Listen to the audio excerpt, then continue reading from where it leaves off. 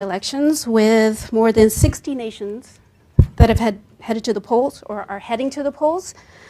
Among these, India held the largest election in history from April to June with 950 million voters who participated over 7 phases to elect their new government. Our distinguished guest today, Rahul Gandhi, the leader of opposition in India's parliament, is no stranger to this stage, as this is his second time addressing the National Press Club. When he joined us in June 2023, he had been disqualified from the Indian Parliament, a decision that was later overturned by the Supreme Court ruling in August of that year. In this year's historic elections, Mr. Gandhi was re-elected to his seat in Wayanad in the southern Indian state of Kerala. Raebareli, not Wayanad. No, but you did win from Wayanad, and also won in Raebareli, located in the northern Indian state of Uttar Pradesh. As the leader of the opposition in India's parliament, Mr. Gandhi heads the Indian National Development Inclusive Alliance, a coalition of opposition parties that holds 234 seats, just 30 short of a majority. He's a vocal critic of Indian Prime Minister Narendra Modi. Mr. Gandhi entered politics in 2004 and has been a key figure in India's political landscape. Today he joins us to share his thoughts on the future of Indian democracy, freedom of speech, and pathways toward sustainable and inclusive growth. Please join me in giving a warm National Press Club welcome to Mr. Rahul Gandhi. Thank you.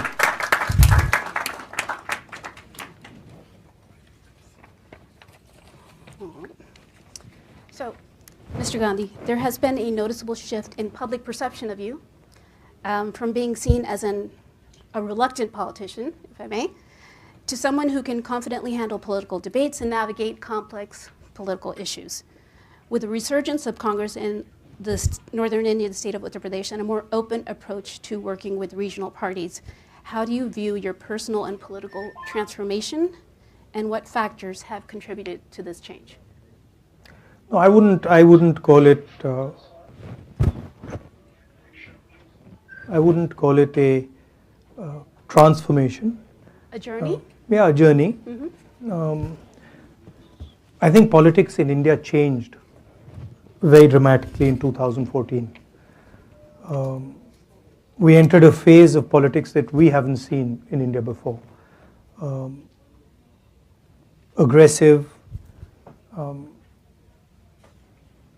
attacking the foundations of our democratic structure.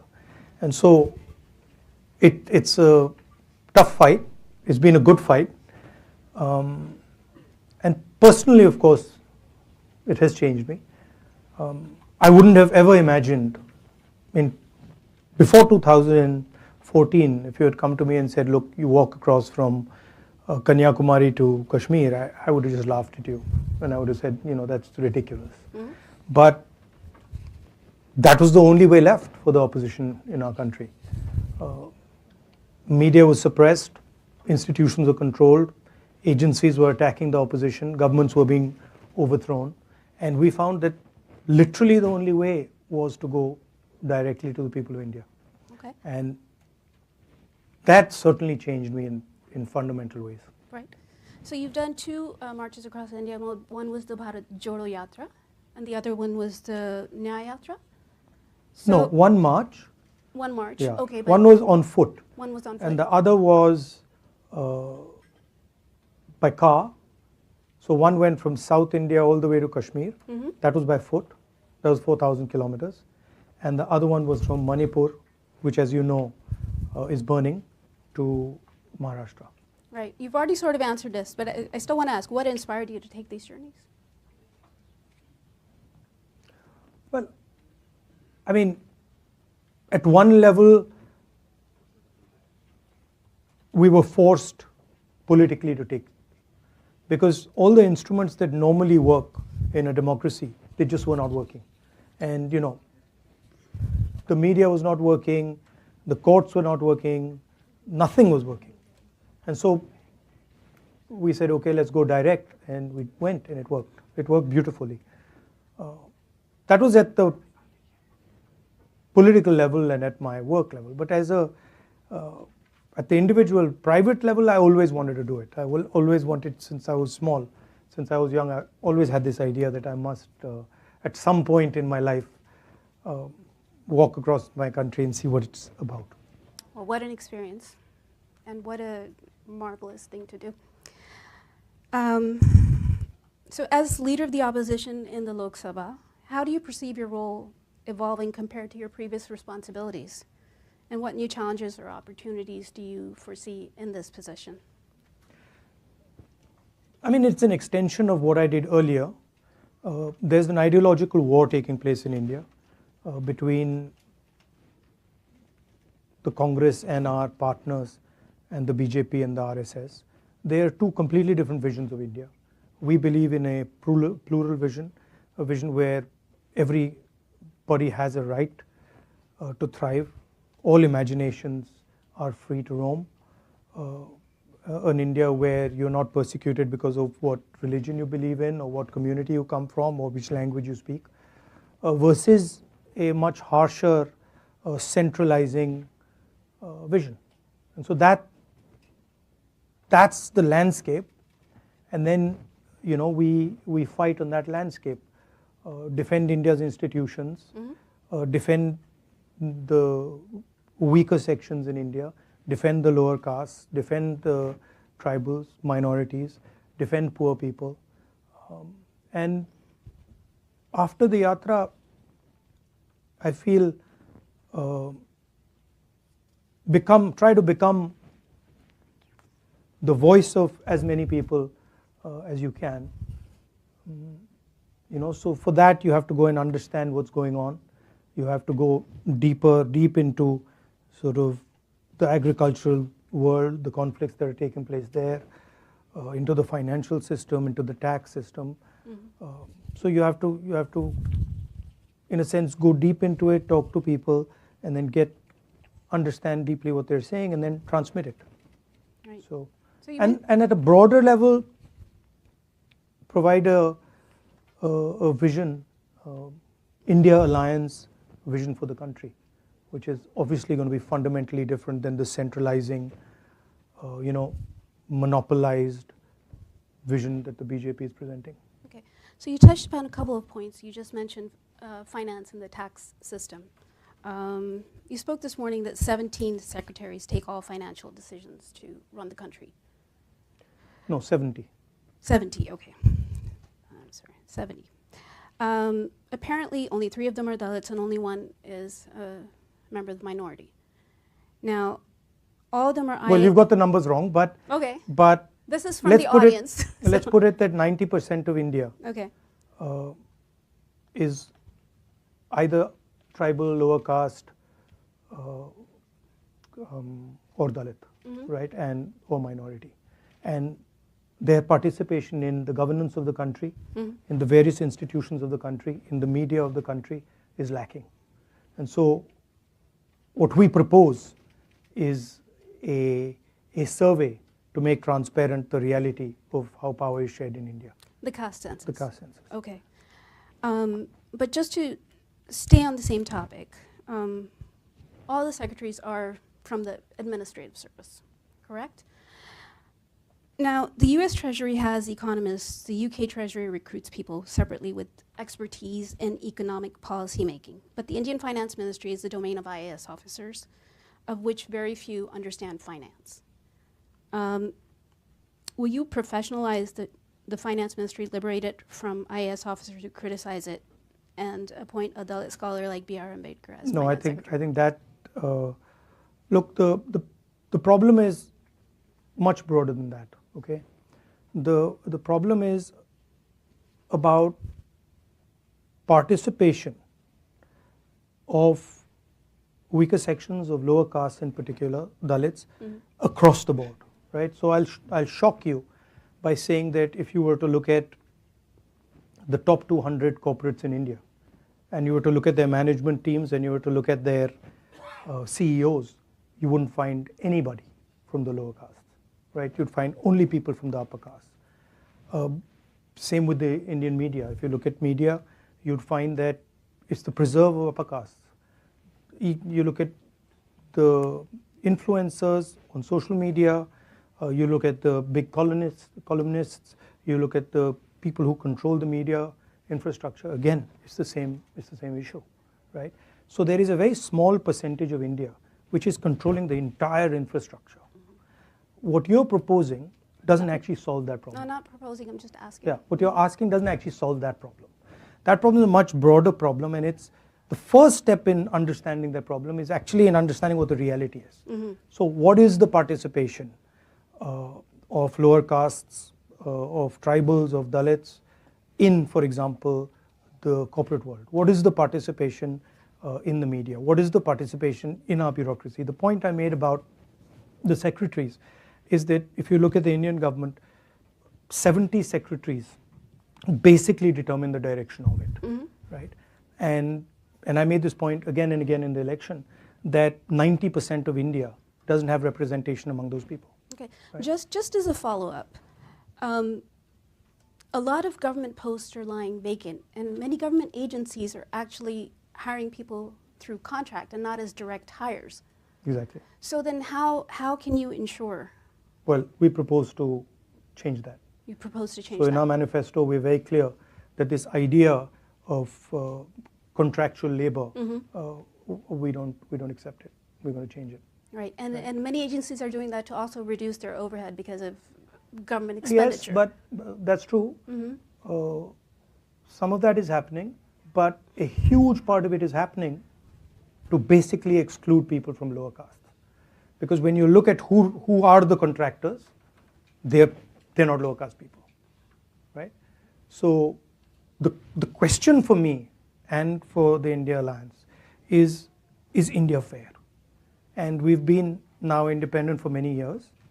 How far have we got? We have a constitution that says India needs to be a fair country.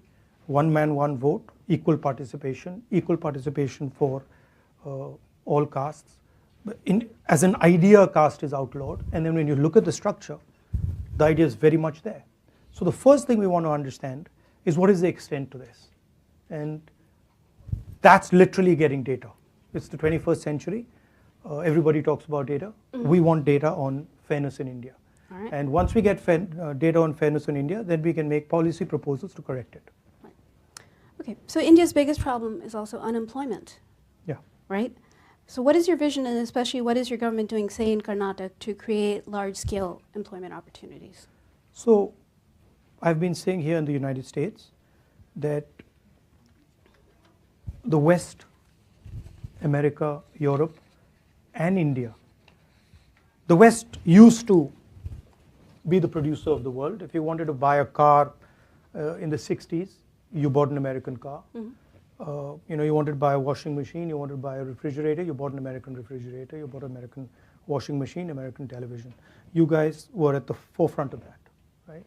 And then somewhere along the line, America decided, India decided, and the West decided that we're just going to stop. And we handed the whole thing to the Chinese. Now, for a country like India, to simply say that, look, we are going to ignore manufacturing and we're only going to run a services economy means you can't give employment to your people, right? So one of the things I'm interested in is thinking about the act of production, also called manufacturing. Today, if you look at what most American companies do, look at what most Indian companies, most European countries do, they organize consumption. Uber organizes consumption. Organizing consumption is easy. Organizing production is a completely different ballgame, much more complicated. You have to deal with things when you organize production that you simply don't have to deal with when you organize consumption.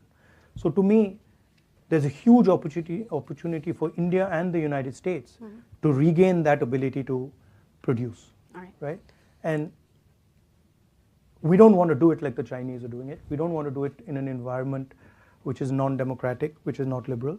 So the real question for the 21st century, the Chinese have placed a production vision on the table. It's a non-democratic production vision. Can the United States and India answer that by placing a vision for production in a democratic, free society? Okay. And I think that's where a lot of answers lie. All right. Now, to complete,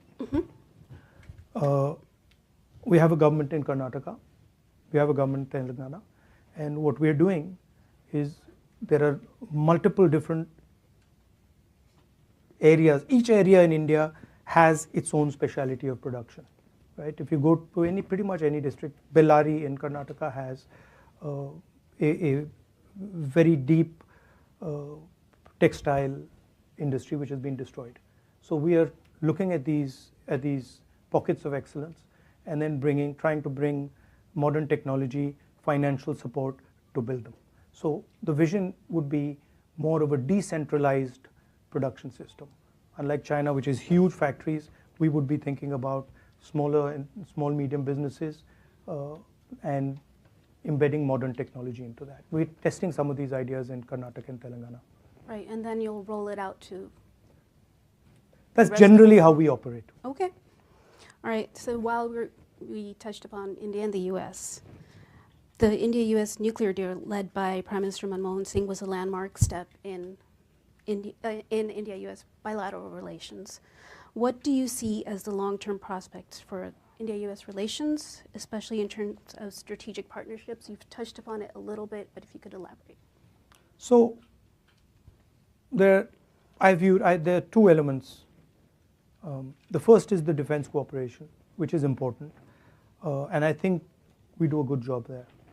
But then the second is what I touched on just now, which is China has placed in front of us a vision for production and prosperity in a non-democratic environment. Right? What is our response? Are we simply going to just sit there and say, okay, China can be the producer of the world and we're not going to do anything? Or do we have a response? What is our response to the Belt and Road? Right? I don't see one. So to me, that's really where US and India cooperation needs to go. How can we provide a democratic vision of production or manufacturing that actually works to the rest of the world? And I think both countries bring different things to the table. And I think there's a huge opportunity there. Okay. So just staying on India and US, is there a political consensus within India on deepening strategic ties with the US? Yes, I mean, I don't see a big diversion. You know, I don't see Mr. Modi diverting very much from our approach with the US, and I don't see ourselves changing direction very much from what he's doing. So I see continuity there. I think everybody on both sides of the equation, everybody does accept the fact that the India-US relationship is key for both countries. Okay. One more on the US. With the backdrop of an increasingly assertive China, the ongoing Russia-Ukraine conflict, and the crisis in Gaza, how do you view the role of the United States in global affairs?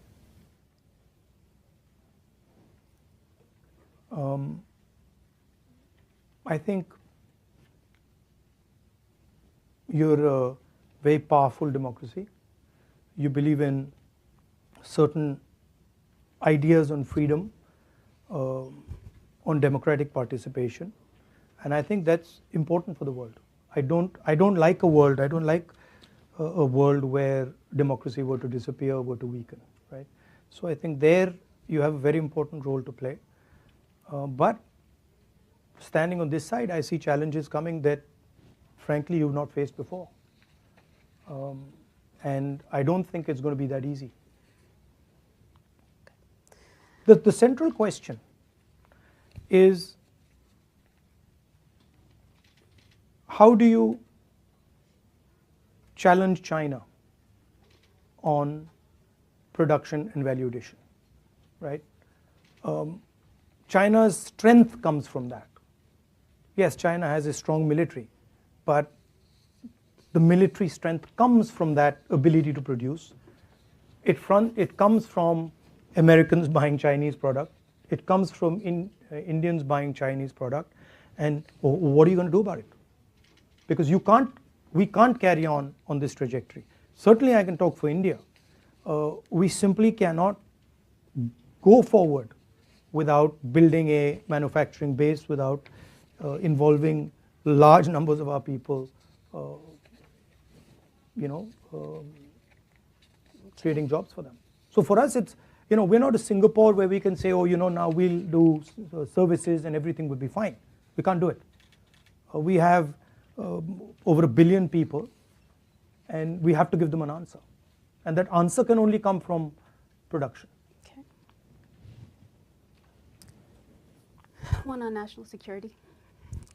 With India facing complex security challenges, particularly along its external borders, with two hostile nuclear-armed neighbors, as seen in incidents like Galwan in 2020, what's your perspective on ensuring a comprehensive national security policy? How should India navigate this volatile geopolitical environment?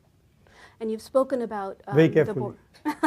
You've spoken about the Ladakh border Without before. making too many mistakes. No, I think, look, the world is changing.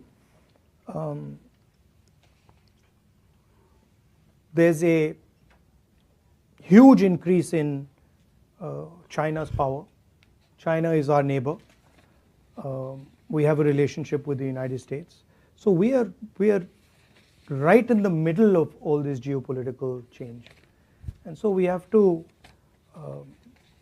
have a long-term vision, strategic vision, and it shouldn't be one tactical move after another tactical move. It should be, okay, this is how we're thinking about it for the long term. This is the basic foundation, and we're going to walk on this path. I think the central elements of that, from our perspective, have to be the democratic idea.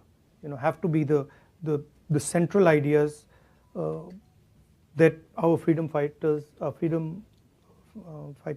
and Mahatma Gandhi and others fought for, which is peace, non-violence, cooperation, harmony. All right, but it's difficult to do with an aggressive neighbor.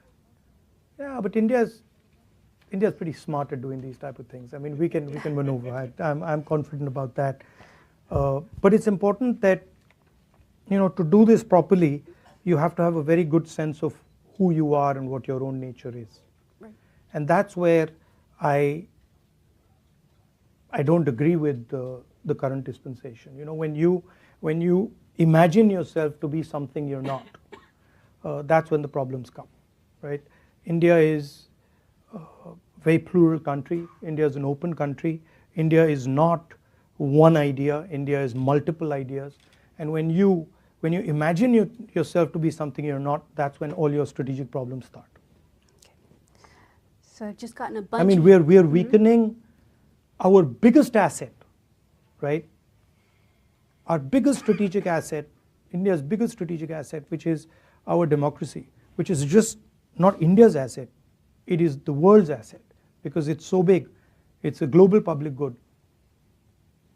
It's being attacked in India, right? And that is the foundation, that's the foundation of all our strategic imperatives. Right. So you say, democracy is being attacked, and I've had this conversation with Mr. Pitroda, that the Indian voter is very resilient and very knowledgeable. It's not, and if you see the election results, does it give you more hope for democracy in India? Yeah, it does. Look, but Okay. It's not good enough to say that the Indian voter is resilient and knowledgeable, because the Indian voter is informed by a whole set of structures, right? So if we don't have a level playing field, the voter might be very knowledgeable and and resilient. It doesn't really matter. We fought an election with our bank accounts frozen, right? Now, I don't know. I don't know any democracy where that's happened. Maybe that type of thing happens in Syria or used to happen in Iraq. But we literally sat during our election and spoke to our treasurer, and he says, well, we have no money, right? Now, you can have a resilient voter. You still need to run campaigns, you still need to have conversations, you still need to have meetings, right? I've got 20 plus cases with me. I'm the only person in Indian history to get a prison sentence for defamation, right? We have a chief minister who's in jail right now. So, one way of saying it is, yes, the Indian voter is very resilient, and he stands like a rock. Absolutely, he does. But the Indian voter requires an architecture to work on, which is not there. But would you say that Indian democracy is resilient and it can't be broken? Well, I can say to you that Indian democracy for the last 10 years was broken. But it's on a upward it's trajectory fighting now? back, but it was broken. I have seen the government of Maharashtra just being taken away from us.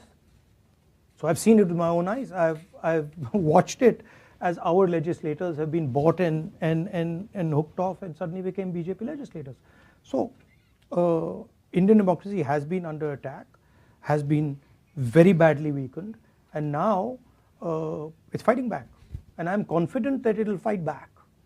Okay. You know, U.S. is scheduled for elections very, very soon. How do you think Trump and Harris will differ on India policy? And do you think one is better for India? I don't think they'll differ very much on India policy. I don't know. You don't? I think there's, on both sides, there's basic acceptance of the relationship between these two countries.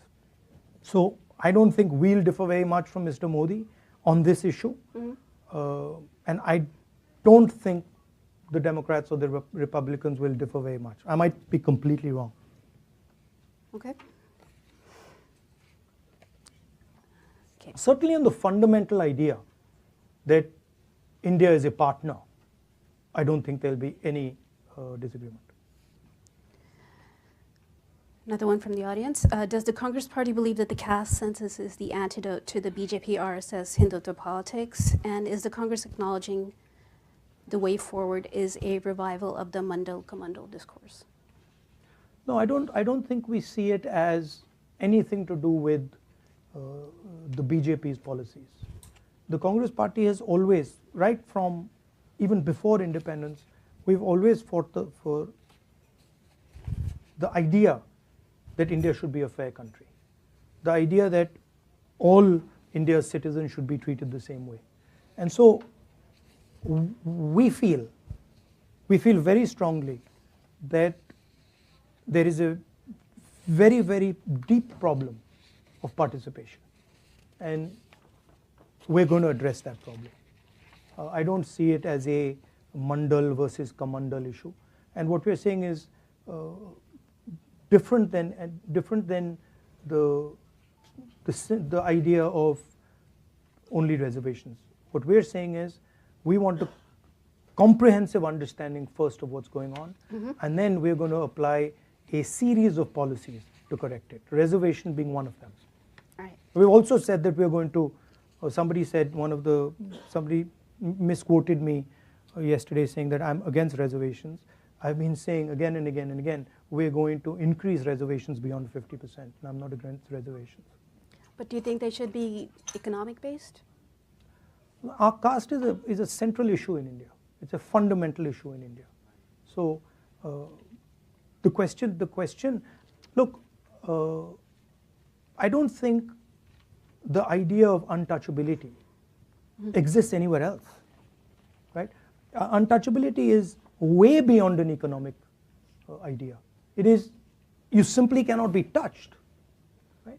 So I don't think it's only an economic idea. I think it's discrimination on many, many, many different axes. Okay. So your grandmother, Indira Gandhi, was instrumental in the liberation of Bangladesh, and the Manmohan Singh government also had good relations with former Prime Minister Sheikh Hasina. What's your perspective on the newly formed interim government in Bangladesh, and how do you see India's relationship with Bangladesh evolving? Do you think it should be party-oriented or people-oriented? I mean, we have a old relationship with the people of Bangladesh, and you're right. My grandmother was deeply involved with the creation of Bangladesh. I think there are concerns in India about extremist elements in Bangladesh, and we share some of those concerns. However, I'm confident that things will stabilize in Bangladesh and that we would be able to have a relationship with the current government or any other government after that. So in your meetings on Capitol Hill with lawmakers, was Bangladesh a focus of your discussions, particularly the attacks on minorities? We raised it. we raised it, and they also spoke to us. Look, we are against any type of violence, and we want it to stop. And it's the responsibility, frankly, of the Bangladeshi government to stop it as soon as possible. And from our side, it's the responsibility of our government to put pressure so that that violence stops. Some observers say the U.S. should exert more pressure on Prime Minister Modi, but others say external pressure makes little difference. What is your view, and what do you think the U.S. posture should be toward India today? Pressure on what? On Mr. Modi? About what? About whatever the criticisms are against What are they? You know better. No, I'm asking. I don't. What are the criticisms?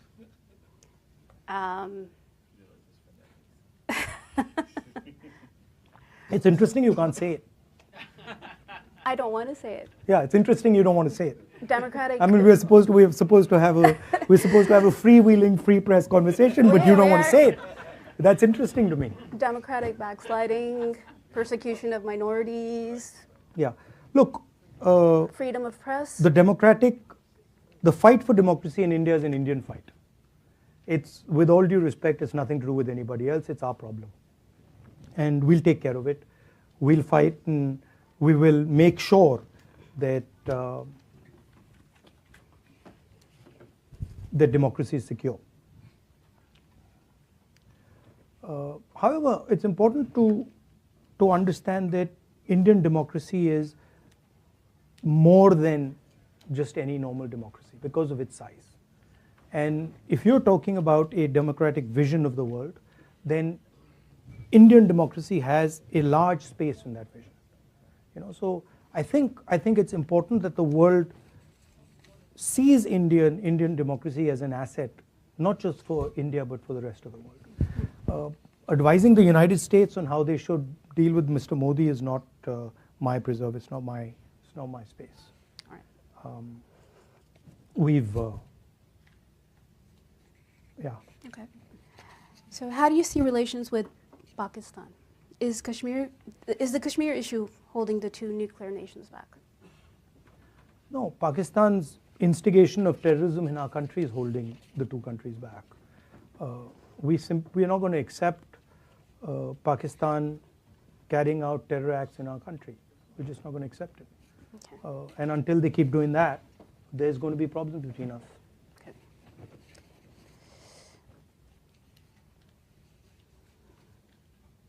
All right. I have a question from the audience, and they've requested कि आप हिंदी में जवाब दीजिए. ठीक है. ठीक है. सवाल मैं इंग्लिश में पूछती हूँ. What is your stand on the Supreme Court judgment on subcategorization of the SC/ST reservation? Experts say it is unconstitutional. इसके बारे में हमारी पार्टी में चर्चा चल रही है और हमने 2-3 ग्रुप्स बैठा रखे हैं जिस पे हमारी ये चर्चा चल रही है. अभी चर्चा जारी है. I'll translate in English just so that everybody understands. She asked me about a particular judgment given by the Supreme Court, and it's a relatively complex judgment, so we have a internal group that is discussing the judgment, and so I told her that discussion is ongoing. We are discussing with experts within the Dalit community and also within our party and other parties, so that's an ongoing discussion. Sorry, so many questions. Well, yeah. All right. Huh? I do, and I'm not going to be able to get to all of them, but I did want to ask one. So Prime Minister Indira Gandhi is often seen as a defining figure in global women's political leadership, setting a precedent for a strong, decisive leadership at a time when few women held such roles, particularly in dealing with hostile neighbors. Given her legacy, how do you view the current state of women's leadership in global and Indian politics? And what lessons can be drawn from her approach in managing complex geopolitical challenges? I generally think women are better in positions of leadership than men. That's my position. I think they tend to be more sensitive, tend to have a longer term perspective. And so the more women in politics, the more women in business, the better it is. Okay. And we've been pushing that along quite aggressively in the Congress Party, and also in our political system. We did the entire Panchayati Raj Act, gave reservations to women, and then we were pushing the idea of reservations for women in Vidhan Sabhas and Lok Sabhas. So I'm a believer. I'm glad to hear that. India has been standing with Israel recently on the Middle East. This is from the audience. How would you change that?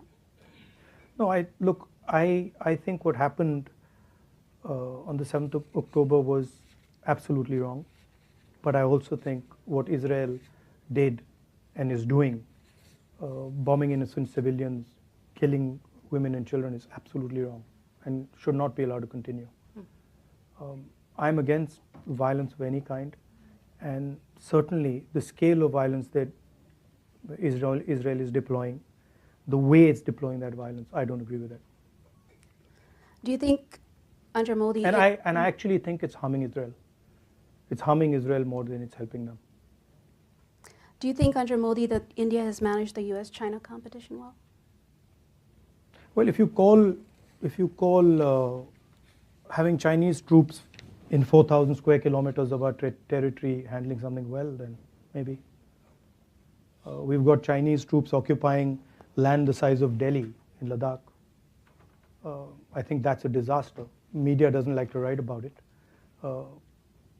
How would America react if, a neighbor occupied 4,000 square kilometers of your territory? Would any president be able to get away with saying that he's handled that well? So I don't think Mr. Modi's handled China well at all. I think there's no reason Chinese troops should be sitting in our territory. Okay.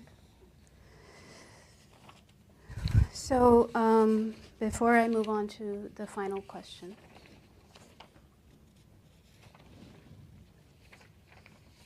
I did want to take a moment. I'm sorry. I have a lot of paper with me. All right. I wanted to take a moment just to thank our headliners, co-chairs, Donna Lanwin-Leger, Laurie Russo, and Jed Judson. Also our tireless program manager, Cecily Scott Martin, and our executive director, Didi Asaji, for putting this event together. And it's now my honor to present you with your second National Press Club mug. So you have I was wondering what that was. So you have a matching set I've now. got two now. You've got a matching set, right?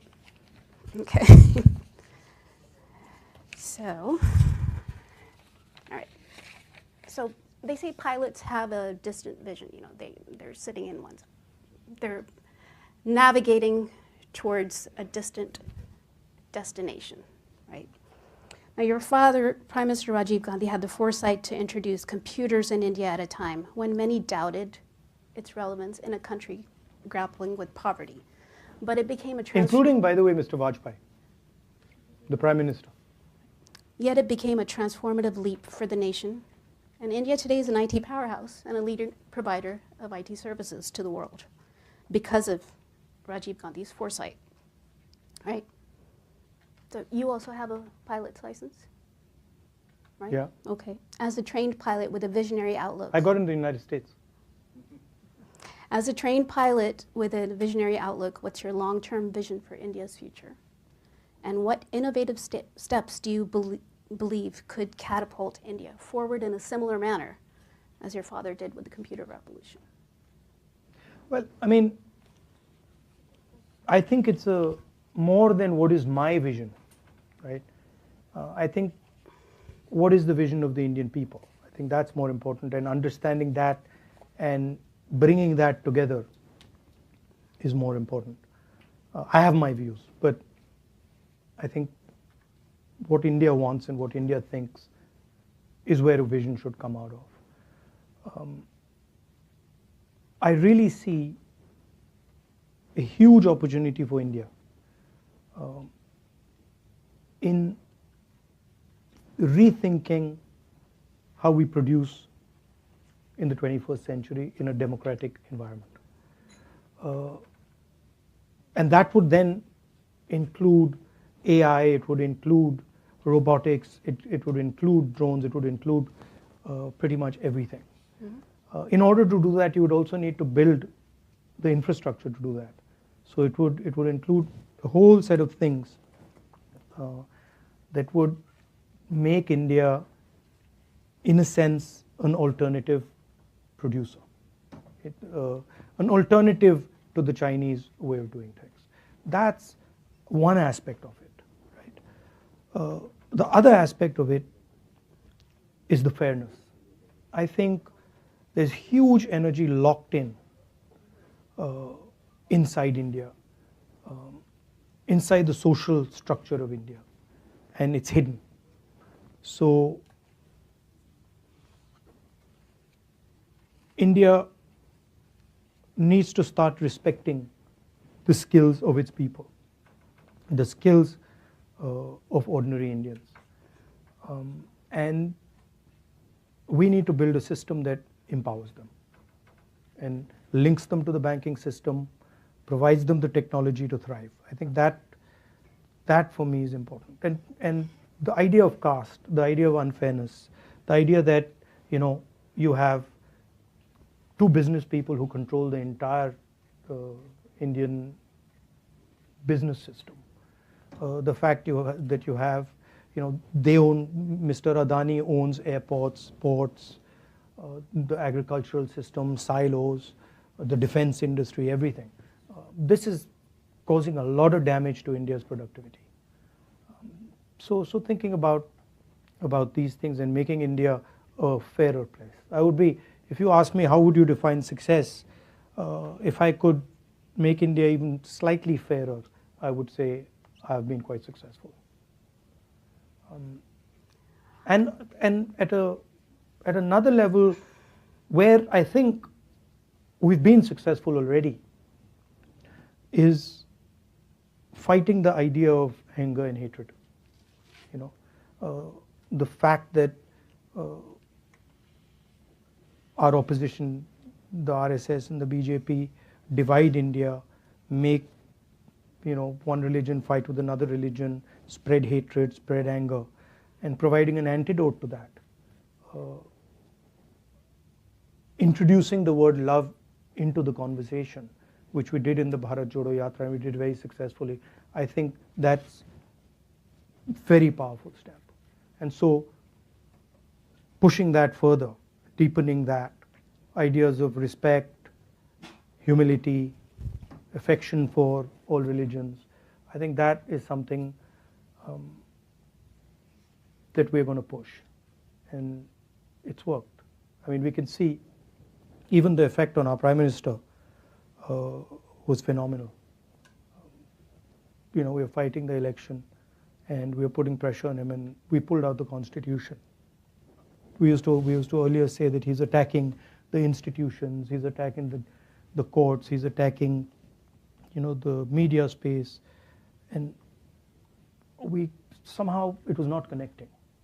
And then one day we pulled out the Constitution, and in our speeches we started putting the Constitution, and then it just it connected immediately. And we then realized that Indian people are not going to allow their Constitution to be torn to pieces. And it was quite a beautiful thing, because as we went forward in this election, suddenly we were watching the Prime Minister, and we could see that the pressure was beginning to tell. And then at some point he just said, I'm non-biological. I talk directly to God. And so the illusion was broken in a sense. Here's the Prime Minister of a modern country in the 21st century telling people that I speak to God. I'm different than everybody else. You are biological people. I'm a non-biological person, and I have a direct link to God. And that for us was game over. We knew that we had defeated the Prime Minister, right? And then the beautiful thing was, the first thing he did when he walked in to the Lok Sabha, and he was sworn in, he took the Constitution of India and he placed it in his head. So it was an interesting paradox. On one hand, he's destroying the Constitution, he's attacking the democratic structure, and then the Indian people have forced him to put it in his head. So that's India for you. That's Indian democracy for you. Yeah. Right. Well, Thank you. Mr. Gandhi, it's been a pleasure. Pandit Jawaharlal Nehru spoke at the press club, late Indira Gandhi and Rajiv Gandhi, and you've spoken here twice. Yeah. So thank you. Always Thank a pleasure you. to have you Thank here. you. Thank you very much.